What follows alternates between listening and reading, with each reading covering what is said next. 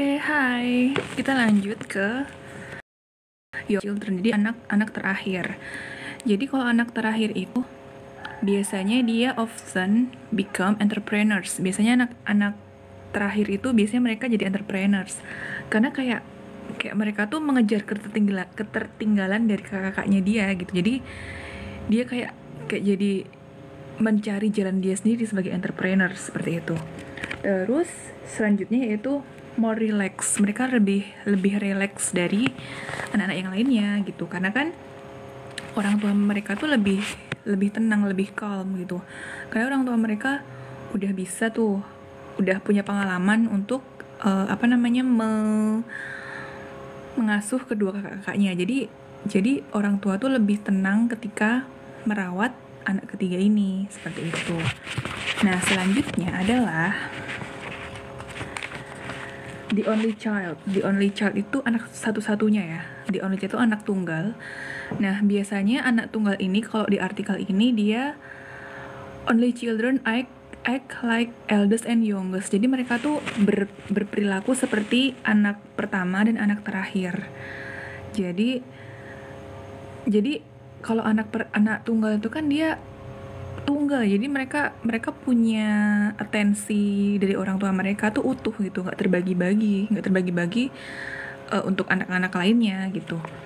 Terus mereka juga nggak perlu berurusan dengan apa itu sibling rivalry. Sibling rivalry itu kayak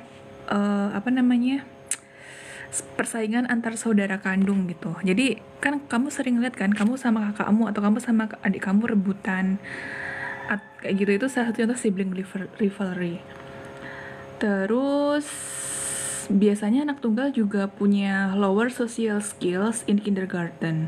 Jadi pas masa-masa dia sebelum 5 tahun tuh biasanya mereka social skillnya lebih rendah dari anak-anak yang punya saudara kayak gitu. Tapi ketika udah umur 5 tahun ke atas, mereka sudah bisa menyesuaikan diri tuh. Jadi mereka sudah bisa berbaur dengan anak-anak lainnya lebih mudah, seperti itu. Gitu.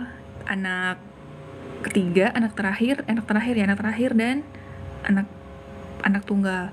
Lalu selanjutnya, nah, ternyata nih ada tambahan juga dari artikelnya, yaitu biasanya jumlah besarnya family, besarnya keluarga itu atau jumlah anak itu biasanya mempengaruhi middle kids, anak tengah-tengah gitu. Yang berpengaruh terhadap yang paling berpengaruh terhadap banyaknya jumlah anak itu tuh anak tengah. Kenapa? Karena ada masalah-masalah yang mengestablish identity. Ya, jadi anak tengah tuh cenderung akan lebih mudah afek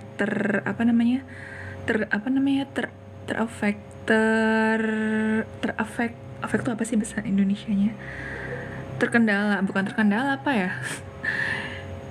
Dia lebih sulit untuk mendapatkan atensi dari orang tuanya, anak tengah gitu. Jadi ketika beda tuh antara dia 3 bersaudara nih, akan beda dengan anak yang dia 5 bersaudara walaupun sama-sama anak tengah nih gitu. Anak tengah yang lebih banyak saudaranya ini, dia punya atensi lebih rendah dari orang tuanya, seperti itu, karena kan fokusnya banyak macam-macam gitu si orang tuanya. Oke deh, jadi hari ini itu aja. Thank you yang udah dengerin live aku. Yang belum, kita ketemu lagi di artikel-artikel selanjutnya, karena aku punya banyak majalah Reader's Digest. Aku mau ulas satu-satu tuh tentang artikelnya, karena menurut aku sharing tentang artikel tuh menurutku menarik banget sih. Ada banyak sekali. Nanti aku terjemahin buat kalian. Oke deh, dadah.